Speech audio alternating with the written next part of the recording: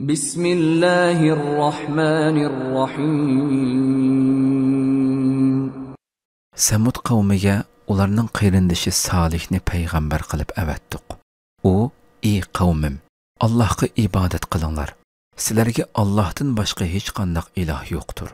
Sizlarga haqiqatan Robbinglar tarafidan mening payg'ambarligimni isbotlab, ochiq mo'jiza keldi. Mana bu Allohning toshdan chiqargan tishi to'g'risimi sizlar uchun bir mo'jizadir. Uni qo'yib etinglar. Allohning zaminida ixtiyoriy o'tlusin. Uningga ziyon zahmat yetkazmanglar. Bo'lmasa sizlarni qattiq azob halok qiladi. Esinglarda tutinglarki, o'z vaqtida Alloh sizlarni Od qavmidan keyin ularning o'rniga dasitib, hijr zamaniga o'rinlashtirgan edi. Uning tuzlanliklariga qasrlarni solgan va tog'larni teshib, uylarni yasagan edinglar. Allohning ne'matlarini yod etinglar. Yer yuzida buzg'unchilik qilmanglar, dedi. Uning qavmining hakavur katta boshlari bo'zaq qilinganlarga, ya'ni ularning ichidagi mu'minlarga, sizlar Salihni Robbi tarafidan avatilgan payg'ambar deb bilamsizlar, dedi. Ular: "Biz uning payg'ambarligiga albatta ishonamiz", dedi. Heliqi hakavurlar: "Sizlar ishonganni biz inkor qilamiz", dedi.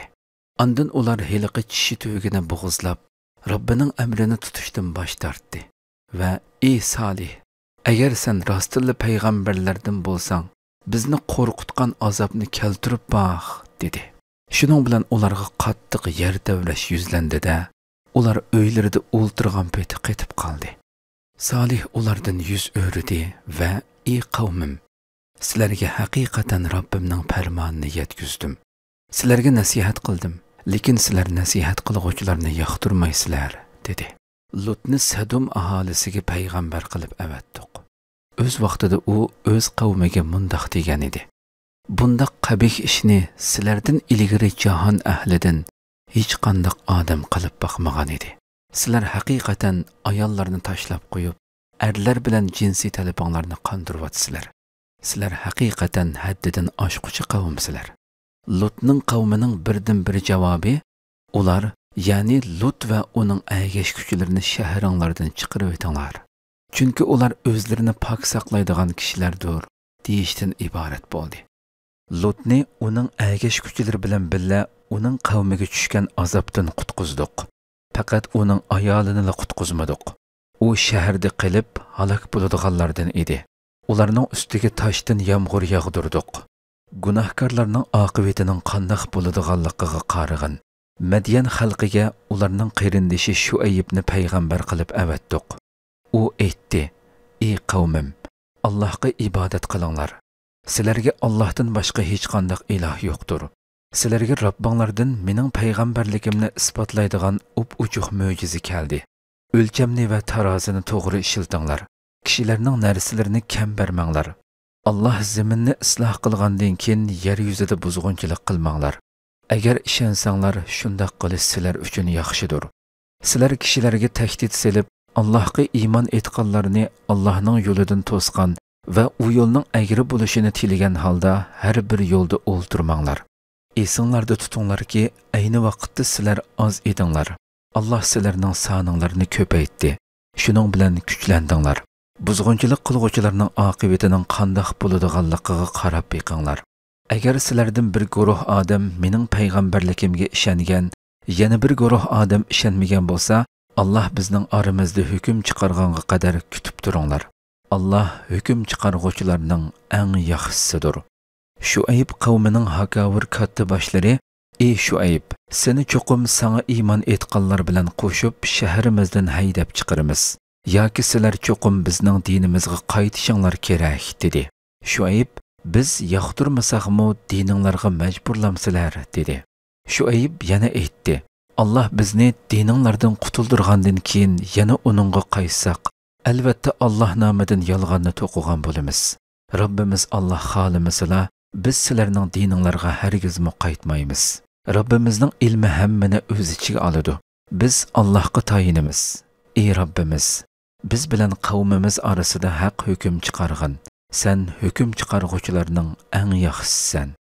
Uning qavmining kufrida ching turib olgan katta boshlari: "Agar sizlar Shuaybga agashsanglar, Şəksizki sizlər o çağda çoxum ziyan tartısılar, dedi. Ularga qattiq zilzili yüzlünüb, öylərdə o'ltirgan peti qetib qaldı. Şuaybni inkar qilganlar halak bo'lib, go'yo bu yerda yashamagandek bo'lib ketdi. Şuaybni inkar qilganlar ziyan tartquchilardan bo'ldi. Şuayb ulardan yuz o'rib, "Ey qavmim, men sizlarga albatta Rabbimning farmonlarini yetkizdim va nasihat qildim. Men qandoqmi kafir qavm uchun qayg'uray", dedi.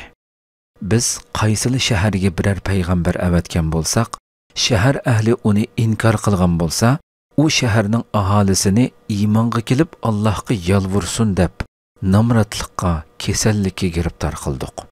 Ondan bu kulfatni ne'matga almashtirdik. Shuning bilan ular mol dunyo va farzand jihatdan ko'paydi. Ular bizning ota-bovlarimizga shundoq kulfatlar, ne'matlar kelgan edi, dedi. Ya'ni ibrat olmadi va iymon etmadi. Shuning bilan ular xabarsiz turganda ularni ushtum-tut halok qildik. Payg'ambar avatilgan shaharlarning aholisi iymon etgan va gunoh ma'siyatdan saqlangan bo'lsa edi, albatta ularga osmon zaminning barakatlarini yog'dirib beratdik. Lekin ular payg'ambarlarni yolg'onga chiqardi. Shunga ularni o'z qilmishlari tufaylidan halok qildik. Payg'ambarlarni inkor qiladigan shaharlarning aholisi bizning azobimizning ular kechasi uxlayotganda tuyuqsiz kelishidan qo'rqmamdi. U shaharlarning aholisi bizning azobimizning kunduz vaqtida ular tirikchilik bilan mashg'ul bo'lib, g'aflatda turganda kelishidan qo'rqmamdi.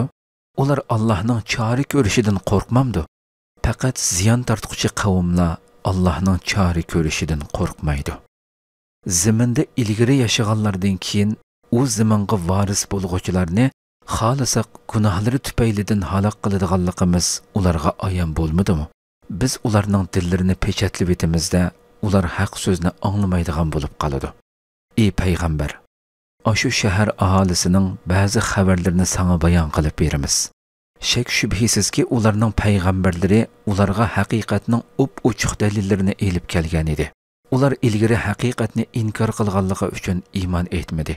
Alloh kofirlarning dillarini ana shunday pechatlaydi. Ularning to'lisida va'daga vafo qilish deganni ko'rmadik. Ularning to'lisining Allohga itoat qilishdan bosh tortgan fosiqlar ekanligini bayqadik. Ondan ulardan, ya'ni mazkur payg'ambarlardan keyin Musoni mo'jizlarimiz bilan Fir'avnga va uning qavmiga avatdik. Ular bu mo'jizlarni inkor qildi. Buzg'unchilarning oqibatining qandoq bo'ladiganligiga qarag'in.